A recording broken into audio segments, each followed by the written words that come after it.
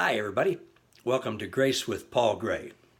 Yesterday, we talked about finding grace at God's throne of grace, which is inside of all of us. Today, finding grace in and from other people. Hebrews 12, 14, and 15 is a very interesting passage. It says, "Make every effort to live in peace with everyone. See to it that no one falls short of the grace of God." You can literally see when someone falls short of the grace of God. And conversely, you can see when somebody experiences and gives the grace of God. Hebrews 12:15 goes on to say, "See to it that no one falls short of the grace of God, and that no bitter root grows up to cause trouble and defile many." Now, it's obvious, we can see it when somebody won't forgive, they take an offense and they won't let it go, and they get bitter and they stuff those feelings in their gut, and then it seems like, at least for me, the worst possible time ever will erupt with those and will spew bitterness and accusations, and then it can contaminate everybody within hearing distance. That's the negative side of this verse, of course. But the positive side, seeing grace in someone, is a lot different.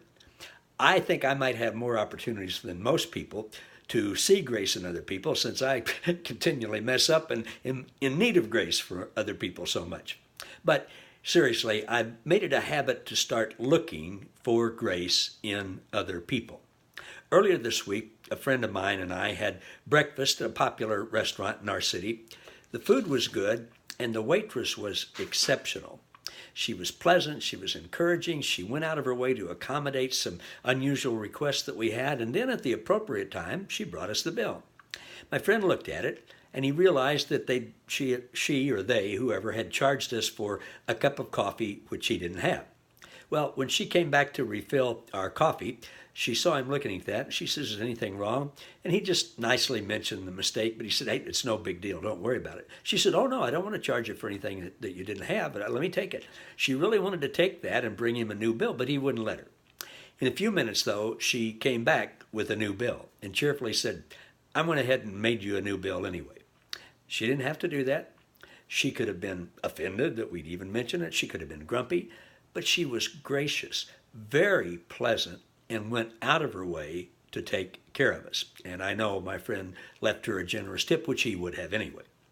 Now, that's a little thing, obviously. But what I'm saying is, at least in my life, I'm making it a point to look for things like that in other people and realize where that grace comes from.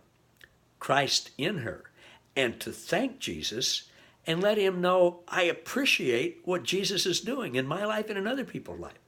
So I just encourage you to try that today.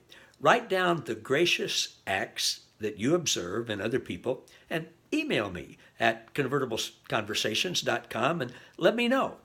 I love to hear stories about how Christ is giving grace to and through people.